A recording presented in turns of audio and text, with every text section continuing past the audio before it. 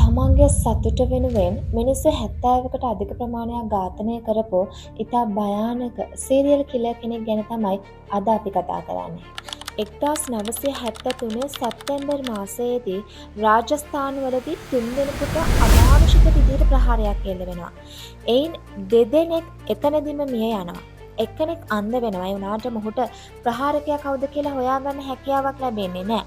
මේ තුන්දෙනාගෙම කනට පහළින් ප්‍රදේශයකට තමයි ප්‍රහාරය එල්ල වෙලා තිබුණේ. 1971 ඉඳලා 1973 දක්වා කාලය තුලත් පංජාබ්, හරියානා, රාජස්ථාන් වගේ ප්‍රදේශවල මේ විදිහටම කනට පහළින් ප්‍රහාරයක් එල්ල කරලා ඝාතනය කරපු මිනිමරුන් 70කට අධික ප්‍රමාණයක් තිබිලා තියෙනවා.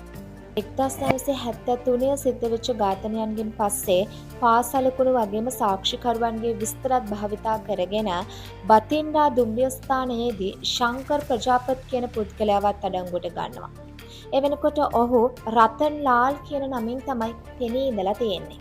ශංකර්ගේ පාපොච්චාරණයෙන් පස්සේ ඔහු කියනවා ඔහු පුද්ගලයෝ 72ක් ඝාතනය කරා කියලා. ඒ වගේම මේ ඝාතනයන්ගෙන් පස්සේ ඔහු ගංගා නදියෙන් නාලා තමන්ගේ පව් සෝදා හැරියා කියලා මිනිස්සුන්ගේ කෑ ගැසීම තමන්ගේ කනට මිහිරි සංගීතයක් වගේ දැනුණා කියලත් ඔහු කියලා කියනවා. ඉතින් ඒ අනුව ඔහුට මරණීය දණ්ඩනය හම්බ වෙනවා. 1976 දී ඔහු එල්ලා මැරීමට නියෝග කරනවා. කුඩා කාලයේ ඉඳලම අපරාධවලට යොමු වීම සහ නිසි අධ්‍යාපනයක් නැතිකම තමයි මේ වගේ සීරියල් කිලර් කෙනෙක් බිහි වෙන්න හේතුවක් වෙලා තිබුණේ.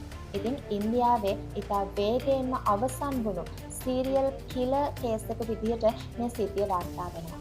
ඉතින් මේ වගේ true crime stories ගැන දැනගන්න ඔයගොල්ලෝ කැමති නම් මාව follow කරලා තියාගන්න. මේ වීඩියෝ එකට කැමති නම් like එකක්, comment එකක් දාන්න. තවත් කෙනෙක්ට බලන්න share කරන්න.